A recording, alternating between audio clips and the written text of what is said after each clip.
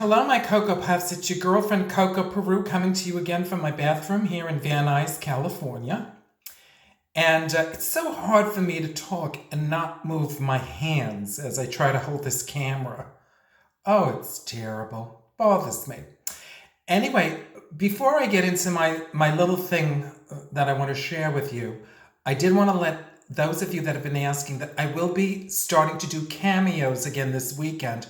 So if you would like to order a cameo for yourself or for someone you love, please do it this week so that I can film them this weekend. My store is back open again online if some of you wanted to support me through buying something at my store or the cameo. Or if you can't do that for any reason, I totally get it. But please just keep sending me your little messages because they mean a great deal to me as well. All right, sweetie, so no pressure. But for those of you that have been asking, I will be doing the cameos this week. And anyway, on to the little things in life that someday we will realize were the big things. This is Coco Thoughts While in Solitude, number 4. A friend of mine wrote me last night saying I could have been more creative with the title of these things. Everyone's a critic. Anyway, all right, here we go. When I was in college, eons ago, we used to do these cabaret shows. They were very political, very cutting edge, or so we thought. And that is really what got me into this world of the cabarets that I wanted to be in. And one of this was at Adelphi in Long Island where I went to college. And one of the students that had graduated before I got there, but who would come back to musical direct these cabarets, is someone you may have heard of by the name of Jonathan Larson. Wonderful musician and songwriter. Anyway, one of the cabarets we did was called Prostate of the Union. And we sang a song in it called The Homosexual Rag. Now remember, this was in the 1980s. Being gay wasn't as accepted as it is today. So this song was very kind of, but it was celebrating all of the people throughout history who were gay. And it ended with, let's all do the homosexual rag one more time. Let's all do the HOMOSC actual rag. Pack fudge, And thunderous applause. But my mother came to see the show and she brought her girlfriends from church. And afterwards, maybe, days after, probably the day afterwards, we were speaking by phone. I had to call my family back then on a payphone that was in the hallway of my dormitory. And my mother said, "Oh my God, can you believe my girlfriends on the car ride home asked me in front of your father what packed fudge meant?"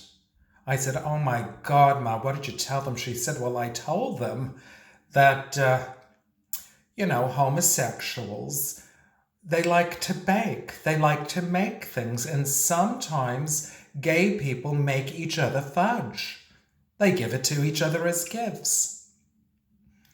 And anyway, her girlfriends, they thought that was a perfectly acceptable idea at the time. Anyway, so thanks to Jonathan Larson, I got that story. But also, this is what I wanted to show you. Right here is a little tape, you see. It says, "I won't close my eyes. Larson, copyright 91. Back in the 1990s, I had seen a show that Jonathan did in New York City, but we didn't really stay in touch afterwards, and I guess I lost his phone number or whatever. But one night I was walking in the city, humming a song from a show that show I had seen in New York City, and I could only remember the chorus, so I was, but I loved it. And as I was humming it, I said, "God, I wish there was a way for me to get back in touch with Jonathan so I could ask him what the name of that song is."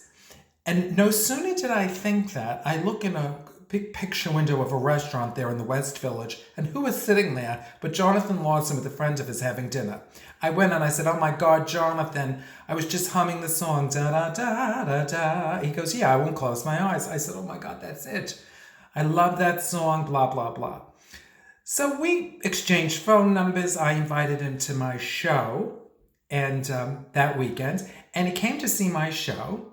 And afterwards, we were talking either that night, I think it was that night, he told me he was doing a play. Well, by the way, that night that he came to see my show, that weekend, he brought me this tape along with the music. And he said, "Listen, anytime you want to sing this song, just, throw it in your show," which I thought was so generous.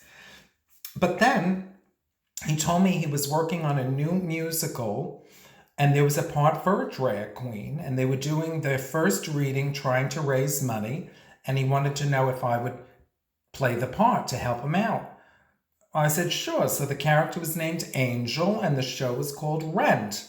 But I did want to show you that I found my tapes of Jonathan Larson singing both Act 1, oh no, that's Act 1 there, and Act 2 of Rent. And these are what he gave to those that he had cast for that first reading of Rent.